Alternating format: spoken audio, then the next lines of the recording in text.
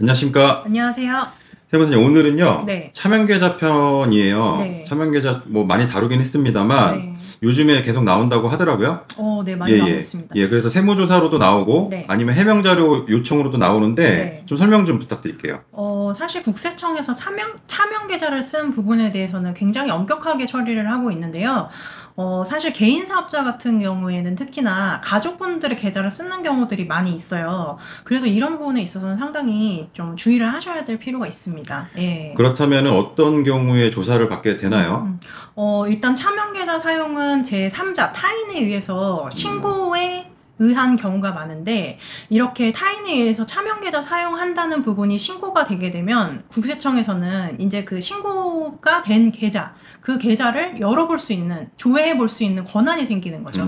그래서 이렇게 이 계좌에 대해서 입출금 내역을 확인을 해보니 또 이제 그 확인한 결과 입금액이 상당하다.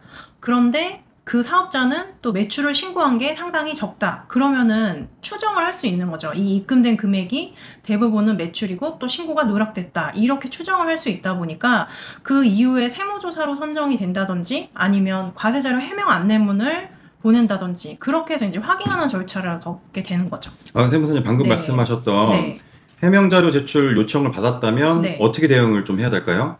네, 일단은 중요한 부분은 근거 없이 소명을 하는 부분을 피하셔야 됩니다.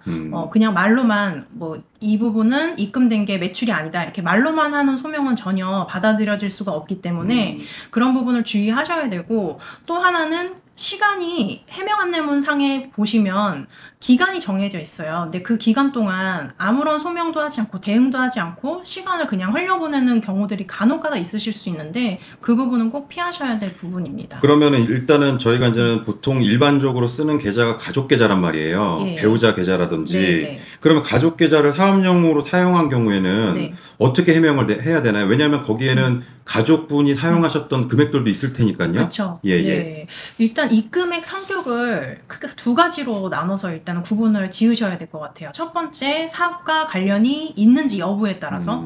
그러면은 사업과 관련이 없는 부분이라고 한다 그러면 없는 부분인데 어떠한 부분 때문에 입금이 됐는지에 대해서 설명을 하시고 자료를 갖추셔야 되는 거고, 만약에 사업과 관련된 부분으로 입금이 됐다. 그렇다고 한다 그러면 이제 두 번째 단계로 사업과 관련된 이 부분이 신고가 되었는지 그 여부를 확인하셔서 신고가 되었다면 어떤 날짜에 어떤 금액으로 신고가 되었는지를 입증을 하시고, 그렇지 않다 그러면 이제 매출을 과소신고한 부분으로 확인이 되는 거겠죠. 근데 이제는 업종에 따라서는 현금 거래가 많을 수 있잖아요. 그렇습니다. 이런 경우에는 어떻게 해명을 해야 되죠? 사실 업종 특성상 현금성 거래가 많이 발생할 수밖에 없는 업종들이 있어요. 그러면은 이 부분 또한 현금성 거래긴 하지만 신고가 적정이 되었다는 것을 입증을 해주시면 되겠죠. 그렇구나. 그러니까 현금이라고 해서 진짜 종이돈을 들고 가는 거 말고 이체하는 것도 말씀을 드리는 겁니다. 맞습니다. 그러면 이제 해명이 아니라 만약에 세무조사로 넘어왔어요. 그렇게 됐을 때는 어떤 부분을 좀 유의해야 될까요?